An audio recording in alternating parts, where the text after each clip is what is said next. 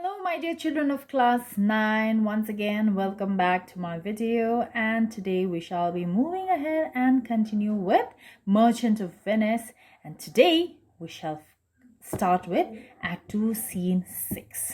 In Scene 6 we are still in Venice. The scene still takes place in Venice, and this scene particularly deals with the important subplot that we are about to discuss, and that is the elopement scene, the elopement of Jessica and Lorenzo.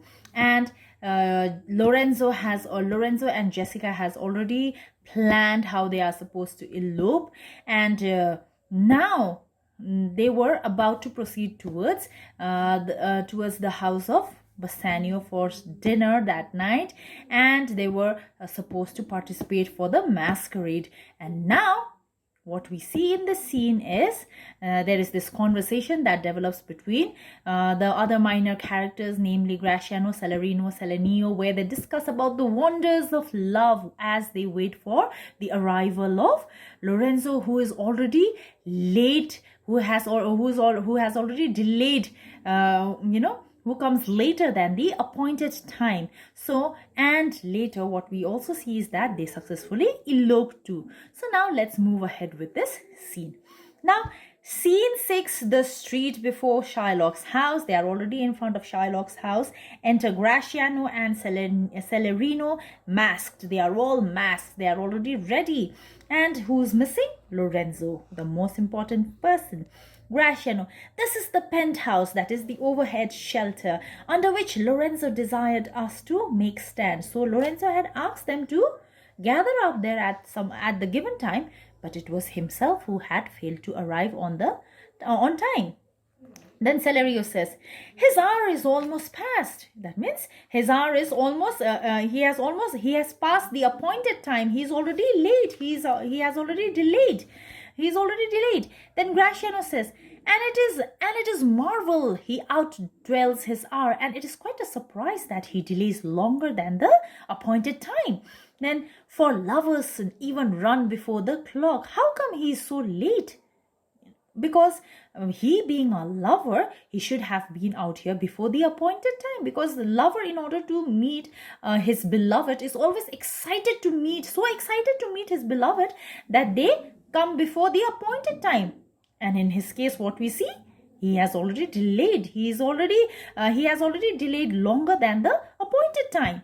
Then Celerino, oh, 10 times faster Venus's pigeons fly to seal love's bonds, new made, and then they are wont to keep obliged faith unforfeited. Unforfeited means unbroken. So now Celerio talks about Venus. Venus is the goddess of love, and it was believed that there was this ancient belief that Venus, she flew in a carriage that was drawn by pigeons. So what Venus used to do, Venus, the goddess of love, would fly 10 times, Venus, the goddess of love, also would fly 10 times faster than her usual flight, in order to seal the newly pledged love. She would fly to them faster than she would to a case. Then she would move towards a case where she was supposed to go and prevent the marriage from falling apart. So even in the case of Venus, when she had to do something in terms of sealing new love, even she felt very excited and would go 10 times faster than her usual time. So what he meant to say is that Lorenzo also should have been fast enough. Then Graciano says, that ever holds who riseth from a feast with that kind of appetite, that he sits down, where is the horse that doth untread again his tedious measures with the unbated fire that he did pace them first. So there is always Graciano, he is very talkative, as we had already discussed. He furthers the conversation by saying, who rises from the feast with the same hunger when he first sits down? For a hungry person with great appetite would enthusiastically move towards his food with such energy, with a lot of energy, in fact, then after having the food to his fill. So then what he says, with that keen appetite that he sits down, where is the horse that doth untreat again his tedious measures with unbated fire, that he did pace them first? And when a horse, when he first journeys, when he has his first journey to a certain route, when he takes off for his first journey, he journeys with great enthusiasm and energy. He's full of energy and full of spirit. But if that same horse is supposed to take second and third journey in that same place, definitely the horse will not have the same energy and the same spirit, because for he'll be tired. All right. And then are there more spirits chased than enjoys? All things that are with more spirits chased than enjoyed. How like a yonker or a prodigal, the scarfed bark puts up his native bay, hugged and embraced by trumpet wind. And he also takes an example of a prodigal son, of a prodigal person who, when after having inherited huge amount of money, what does he do? He decorates his sails, decorates his ships with bright colored sails, well polished ships, well furnished ship.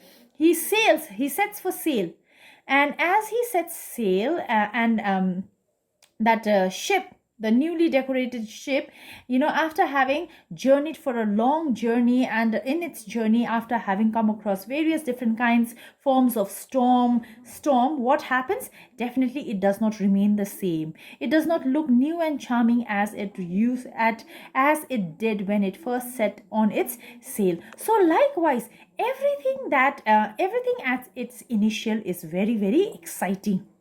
So that is exactly what Graciano is also saying when it comes to in case of Lorenzo. For Lorenzo, when he was in the process of courting Jessica, everything was exciting, and now that excitement has faded with time. For now, he's very certain that he has won the heart of Jessica. So that is why the delay. That is exactly what Graciano is trying to say and prove out here by talking about all these wonders of love.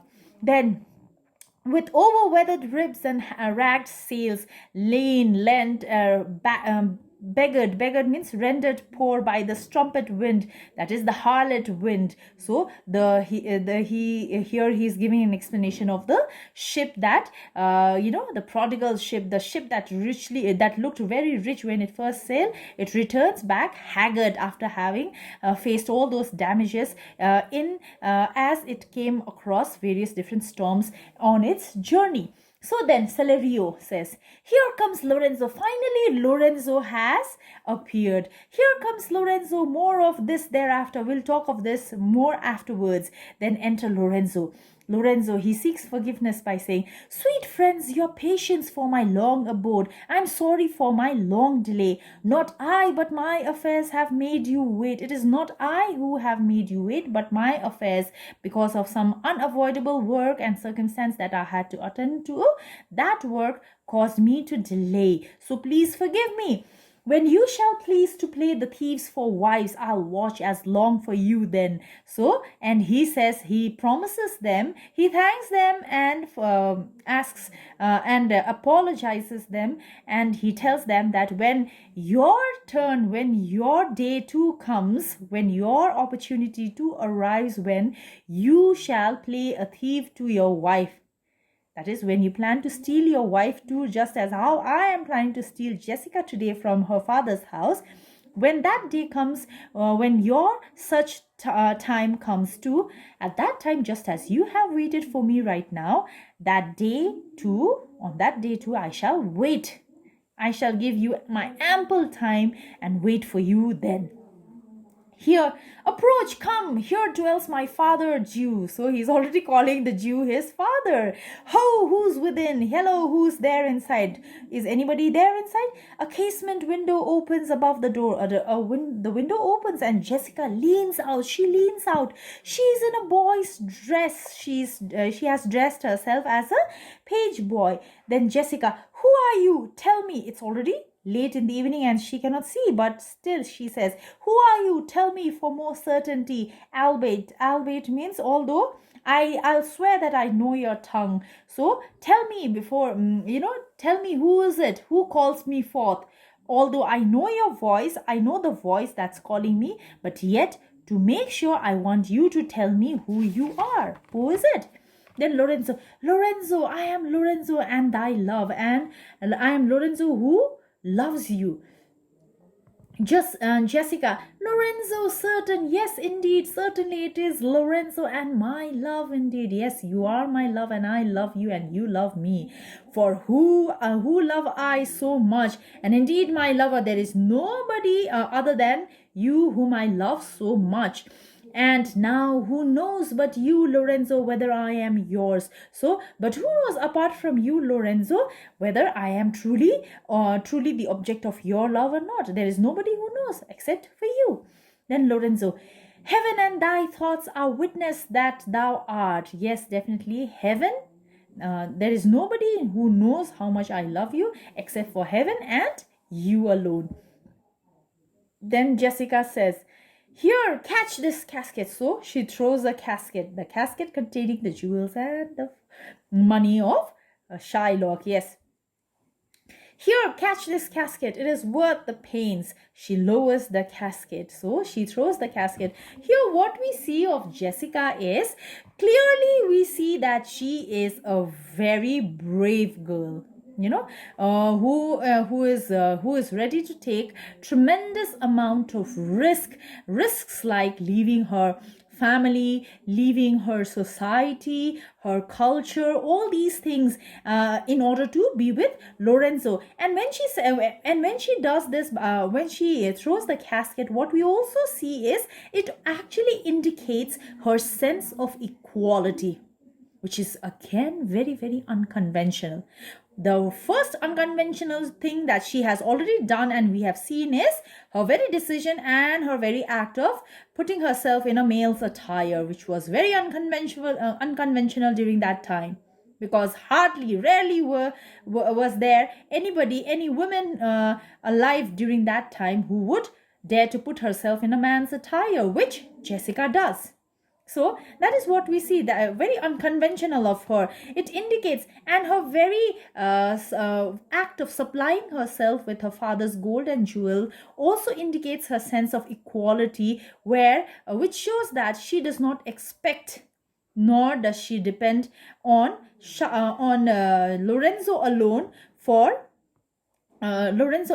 to provide their sole means of financial support for their elopement. So she does not depend solely on Lorenzo. That is also very unconventional on her part. That is exactly what we see. So we see her in a different light out here. She is indeed very daring and brave. Yes. So then what Jessica says, she lowers the casket. "I am glad it is night. You do not look on me." So she's quite ashamed and shy also that she has dressed herself in a male's attire. And she says that I'm thankful, I'm relieved that it is night and no one can see me the way I am dressed in a page boy, and I am ashamed to show myself up disguised like this in front of you, for I am much ashamed of my exchange. But love is blind, and lovers cannot see the pretty follies that themselves commit. So,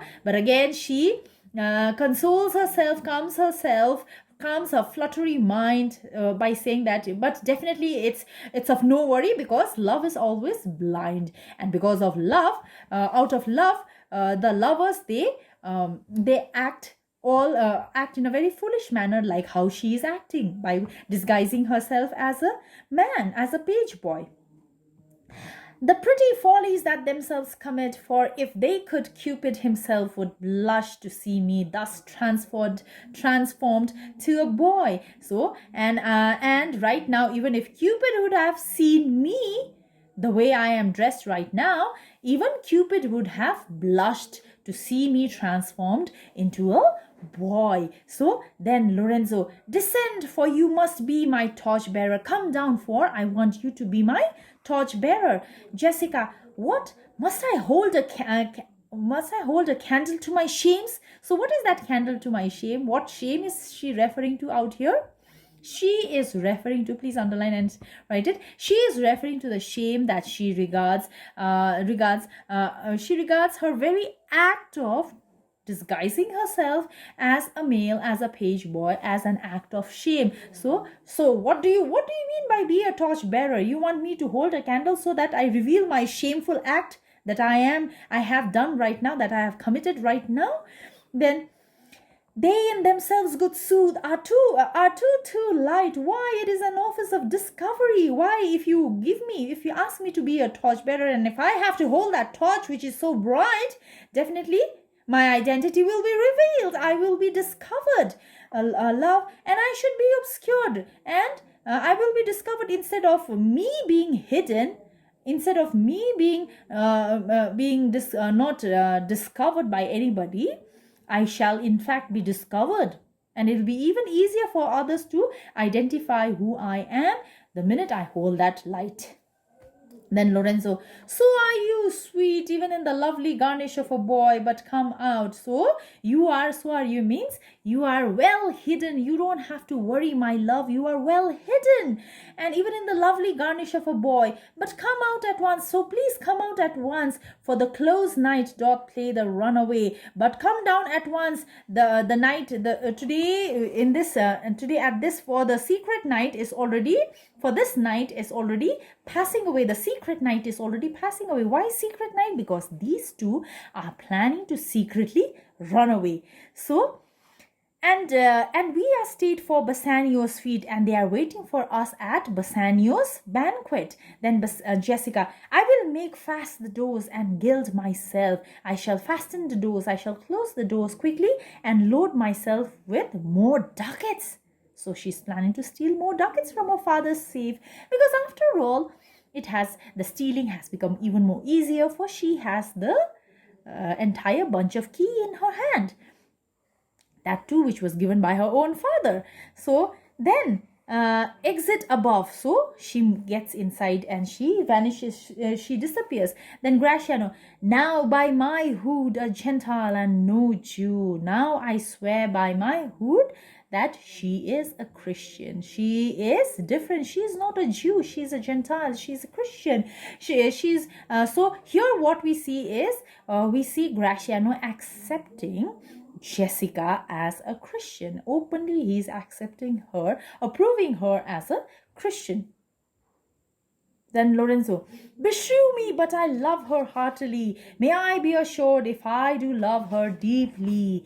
Then for she is wise. I love her deeply because she is very, very wise. If I can judge of her, and fair she is, if that mine eyes be true, and if I have read her correctly, if I have read her character correctly, she is extremely very beautiful, and true she is, as she hath proved herself, and therefore like herself, wise, fair, and true, shall be placed in my constant soul. So, and not just that, she is also very honest, she is also very beautiful, she is also by character very she carries she's very honest, and she is very just. She carries all these characters, and shall she be placed in my constant souls. So these are the three traits of hers that actually has made her a very precious, that has helped her to hold a very precious place in my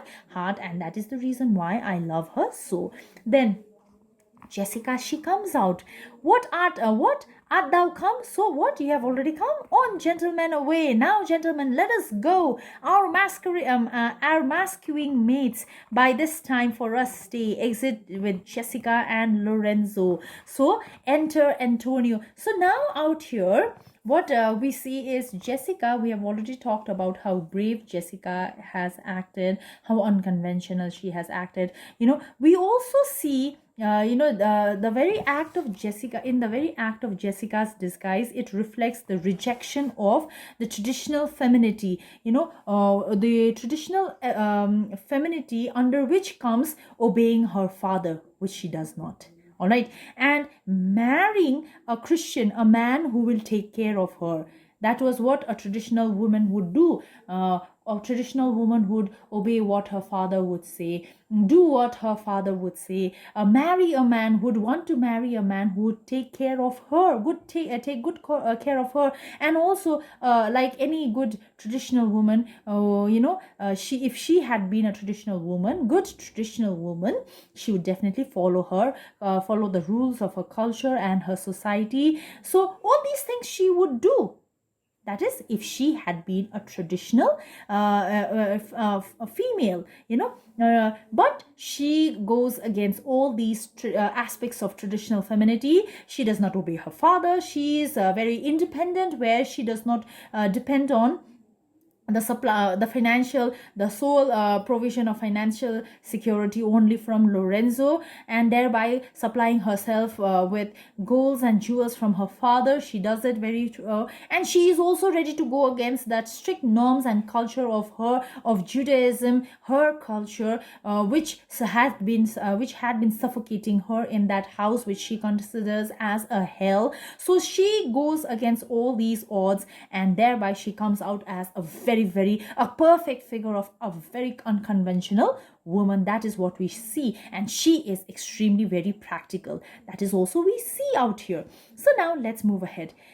Enter Antonio. Who's there? So as the entire people, they were leaving with Jessica the masquerade, so Antonio enters, and it's extremely dark, and so he sees somebody moving, and he doubtfully calls, he's calling, who's there? Because Antonio is searching for these people. He's searching for Graciano and the rest of the friends who were supposed to attend the dinner, because it was already getting late. So he was searching for them, and to confirm, he asks, who's there? Graciano, Signor Antonio. So fire, Graciano. Where are all the rest? It is 9 o'clock. Our friends all stay for you. It's already late, and it's already 9 o'clock. And where are the rest? Our friends are already waiting for you. They are already at the banquet. No mask tonight. Today, the mask has been cancelled. So this is the announcement that Antonio makes. The wind has come about. The wind has changed direction. Bassanio presently will go abroad. So since there is change in the direction of the wind, Bassanio has decided to leave for Belmont today itself. In fact, immediately he has decided to leave for Belmont.